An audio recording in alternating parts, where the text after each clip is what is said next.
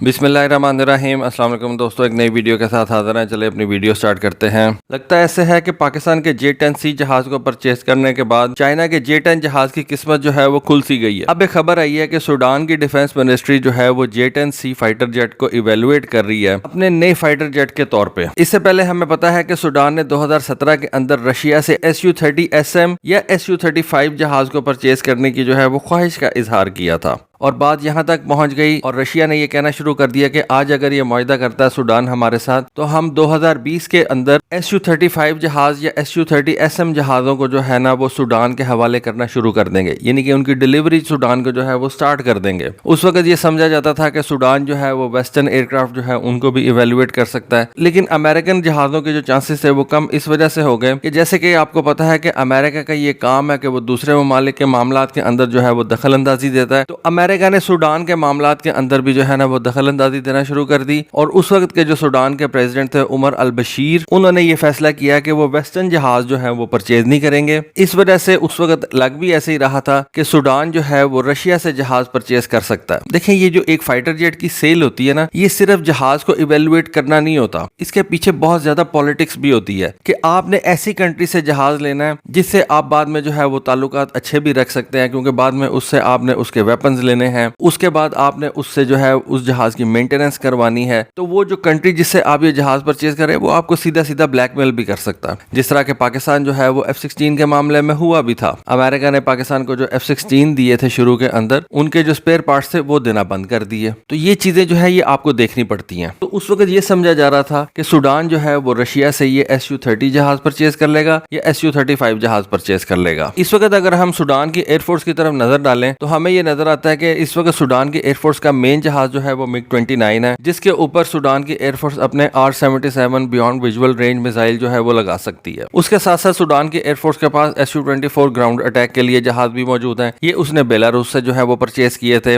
Russia से Sudan की air force ने Su-25 जहाज जो है वो परचेज किए थे। ये क्लोज एयर सपोर्ट के जहाज हैं। Su-24 जितना ये वजन तो नहीं उठा सकते, ना ही इनकी Su-24 जितनी रेंज होती है, लेकिन ये क्लोज एयर सपोर्ट के लिए आपकी आर्मी को मदद देने के लिए जो है वो बड़े मुफीद जहाज हैं। उसके अलावा सूडान की एयरफोर्स जो है वो रशियन हेलीकॉप्टर्स भी इस्तेमाल करती है, Mi-24 Mi-35 हेलीकॉप्टर्स इस्तेमाल करती है। यानी कि आप कह सकते हैं कि सूडान की एयरफोर्स के ऊपर इस वक्त पूरी तरह से रशिया छाया हुआ है और ऐसी सूरत हाल के अंदर चाइना जो है वो इस मार्केट के अंदर पेनिट्रेट नहीं कर सकता। लेकिन चाइना जो है उसने एक और बहुत जबरदस्त गेम जो है वो खेली हुई है। वो अपने कुछ ट्रेनर जहाज जो है वो इन ऐसे अफ्रीकन कंट्रीज को जो है ना वो सेल करता है। उनकी प्राइस बहुत थोड़ी होती है, अच्छे नॉर्मल ये ट्रेनर जहाज होते हैं। और चाइना जो है ना वो सूडान की मार्केट को पेनिट्रेट करने में उस वक्त कामयाब हुआ जब 2017 के अंदर उसने अपना JL-9 फाइटर ट्रेनर जहाज जो है वो सूडान को सेल कर दिया। सूडान इस जहाज को as a light attack aircraft जो है वो भी इस्तेमाल कर सकता है। काउंटर इंसर्जेंसी के लिए ये जहाज आई बिलीव उसने इस्तेमाल भी किया था 2000 के अंदर। एंटी गवर्नमेंट जो मिलिशिया था उसके खिलाफ इस जहाज को इस्तेमाल किया गया था। सस्ता जहाज है, मेंटेनेंस बहुत आसान है, ठीक है, बहुत ज्यादा वेपन्स कैरी नहीं कर सकता, लेकिन जो आपका ऐसा एडवर्सरी जिसके खिलाफ आपको कोई मॉडर्न वेपन की जरूरत नहीं है, तो इस तरह का एक छोटा लाइट ट्रेनर जहाज जो है आप उसको इस्तेमाल कर सकते हैं। लेकिन इससे ये होता है कि आप उस मार्केट के अंदर पेनिट्रेट भी कर जाते हैं, प्लस आप अपना जो है ना वो एक किस्म का इकोसिस्टम उस एयरफोर्स के अंदर बनाना शुरू कर देते हैं। और इस मामले में जो है ना वो चाइना उस वक्त कामयाब हो गया। लेकिन इसके बाद सूडान जो है ना वो अपने इंटरनल मामलात की वजह से थोड़ा सा उसने ये जो प्रोक्योरमेंट थी उनको डिले कर दिया और सूडान जो है वो कोई ऐसा जबरदस्त जहाज या बड़ा जहाज जो है ना वो लेने में नाकाम रहा। जबकि सूडान के ये जो हमसाया ममालिक है जिनमें इजिप्ट है, उसने आपको पता है कि इस मामले के अंदर बड़ा आगे चला गया हुआ, वो उसने बड़े जबरदस्त जहाज जो है वो लेना शुरू कर दिए। MiG-29 लेना शुरू कर दिए उसने। उसके बाद F-16 तो मौजूद थे, लेकिन वो ठीक है, मैं आपको बता चुका हूँ कि बहुत ज्यादा अच्छे नहीं है। उनकी भी रीजन आप मेरी उस वीडियो के अंदर देख सकते हैं। फिर इजिप्ट ने आपको पता है कि रफाल तैयारे परचेज कर लिए। इथोपिया जो है उसने चाइना से L-15 जहाज जो है वो परचेज कर लिए। और जैसा कि मैंने बताया कि इथोपिया के इंटरनल मामलात जो थे वो कोई इतने अच्छे नहीं थे, इस वजह से Su-30 जहाज जो हैं उनकी प्राइस सूडान के लिए थोड़ा सा पे करना मुश्किल हो गया। फिर अमेरिका ने भी सूडान को जो है वो नहीं छोड़ा। सूडान के अंदर पॉलिटिकल मामलात कुछ ऐसे हो गए और जो नया रिजीम उस वक्त सूडान के अंदर आया वो प्रो वेस्ट हो गया हुआ था। इस वजह से रशिया के साथ जो डील थी ना जहाजों की, वो मटेरियलाइज नहीं हो सकी। उसके बाद इस वक्त अगर हम देखें तो सूडान जो है ना उसने J-10C लेने का फैसला क्यों किया।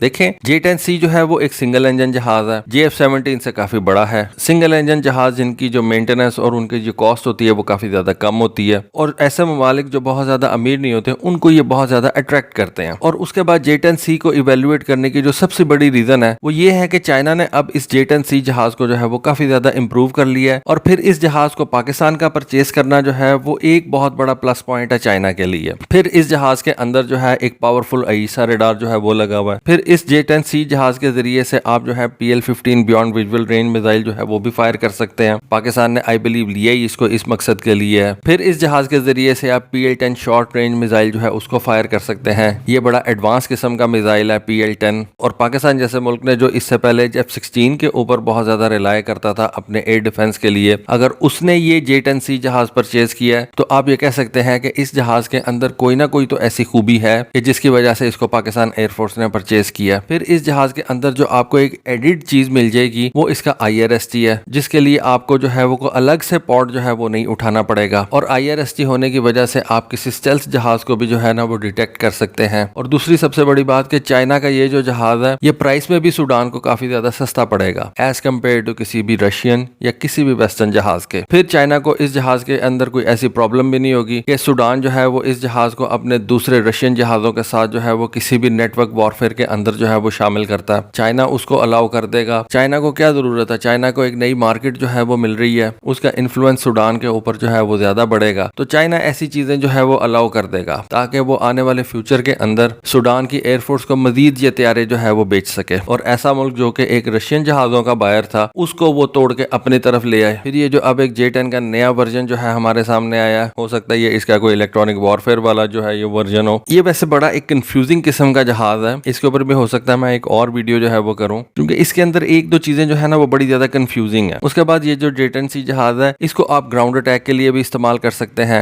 एंटी शिपिंग कैपेबिलिटीज के लिए भी इस्तेमाल कर सकते हैं। इस जहाज से आप एंटी रेडिएशन मिसाइल जो है वो भी फायर कर सकते हैं। तो आप कह सकते हैं कि सूडान इस जहाज को अपने Su-24 और Su-25 जहाजों की जगह भी जो है वो इस्तेमाल कर सकता है। MiG-29 से तो ये बहुत ज्यादा बेहतर जहाज होगा ही क्योंकि इस वक्त जो सूडान की एयरफोर्स MiG-29 इस्तेमाल कर रही है वो काफी ज्यादा पुराने हो चुके हैं। उनके ऊपर मैकेनिकली स्टीयर्ड रडार्स होंगे और बहुत पुरानी रशियन टेक्नोलॉजी इनके अंदर जो है वो लगी हुई है। फिर जैसा कि मैंने आपको बताया कि इजिप्ट जो कि सूडान का एक हमसाया है उसने रिसेंटली रफाल तैयारे जो है वो भी परचेज किए हैं। तो ऐसा लग रहा है कि जो ममालिक इस वक्त रफाल तैयारे परचेज कर रहे हैं ना तो उनके जो एडवर्सरी है ना वो इस वक्त J-10C जहाज को रफाल के मुकाबले में जो है ना वो इस वक्त जहाज कंसिडर कर रहे हैं। कोई ना कोई रीजन तो है। आई बिलीव कि एक तो दोनों जो है ना वो ये डेल्टा विंग जहाज हैं, दोनों के ऊपर कैनार्ड्स लगे हुए हैं, दोनों की फ्लाइट कैरेक्टरिस्टिक्स जो है वो आई बिलीव के ऑलमोस्ट जो है ना वो आइडेंटिकल होंगी। लेकिन रफाल जो है वो एक डबल इंजन जहाज है, खैर इस वजह से उसका वेट भी ज्यादा होगा। तो आप ये कह सकते हैं कि दोनों की जो फ्लाइंग कैरेक्टरिस्टिक्स है ना वो ऑलमोस्ट